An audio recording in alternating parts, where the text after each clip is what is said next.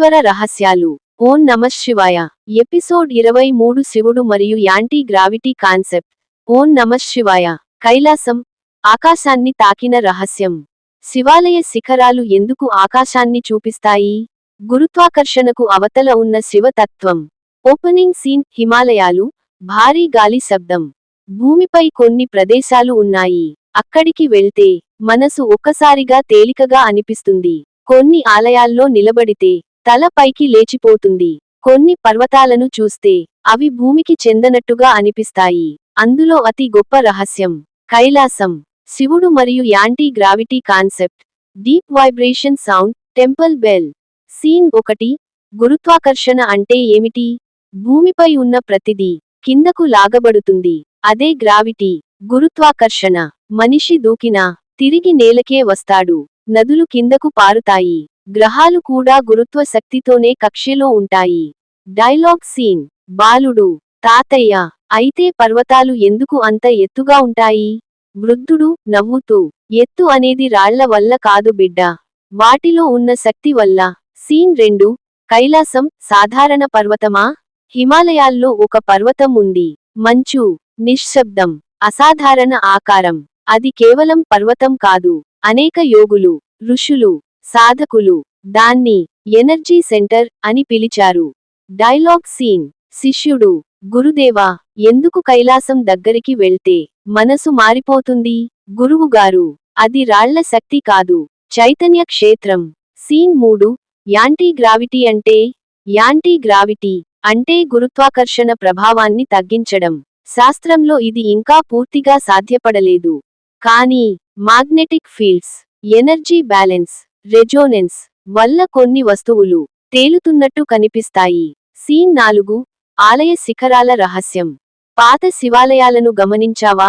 ఎత్తైన శిఖరాలు, పిరమిడ్ ఆకారాలు, మధ్యలో గర్భగుడి. ఇది కేవలం ఆర్కిటెక్చర్ కాదు, ఇది ఎనర్జీ డిజైన్. Dialogue scene.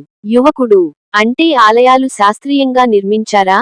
వృద్ధుడు: ఆలయం ప్రార్థన స్థలం మాత్రమే కాదు, అది వైబ్రేషన్ యంత్రం. సీన్ 5. గర్భగుడి, ఎనర్జీ కోర్. శివలింగం సాధారణ రాయి కాదు అని ఎందుకు అంటారు? ఎందుకంటే గర్భగుడి చుట్టూ శబ్ద ప్రతిధ్వని, శిలా నిర్మాణం, దిక్సూచి లెక్కలు, ఇవి కలిపి ఒక ప్రత్యేక వైబ్రేషన్ సృష్టిస్తాయి. సీన్ 6. శిఖరం ఎందుకు పైకి ఉంటుంది? ఆలయ శిఖరం ఆకాశాన్ని చూపిస్తుంది, ఎనర్జీని పైకి నడిపిస్తుంది. యోగంలో దీనిని ఊర్ధ్వగమనం అంటారు. అంటే చైతన్యం పైకి ఎదగడం. Dialogue scene. బాలుడు: అంటే శిఖరం మనల్ని పైకి లాగుతుందా? గురు: శరీరాన్ని కాదు, మనసును. సీన్ 7. శివుడు, గురుత్వానికి అవతల. గ్రావిటీ అంటే భూమికి కట్టిపడేయడం. శివతత్వం అంటే బంధనాల నుంచి విముక్తి. అందుకే శివుడు పర్వత శిఖరంపై ఉంటాడు, ధ్యానంలో తేలిపోతాడు. ఇది సంకేతం చైతన్యం భౌతిక పరిమితులను దాటగలదు. సీన్ 8.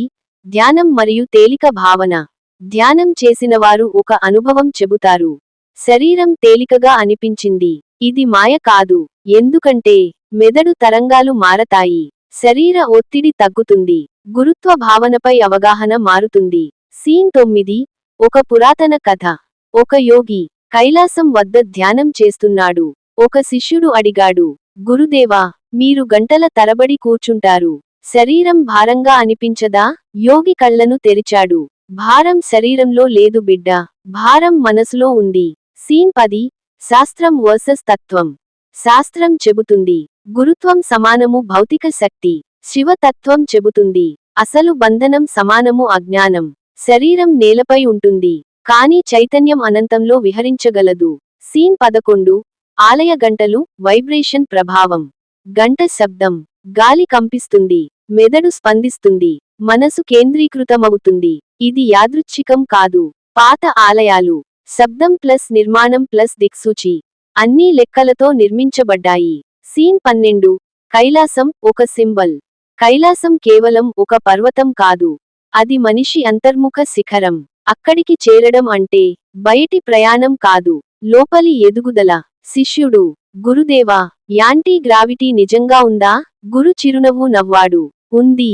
భూమి నుంచి పైకి లేవడం కాదు, భయాల నుంచి పైకి లేవడం, అహంకారం నుంచి పైకి లేవడం. బంధనాల నుంచి పైకి లేవడం. అదే అసలైన యాంటీ గ్రావిటీ. Final scene.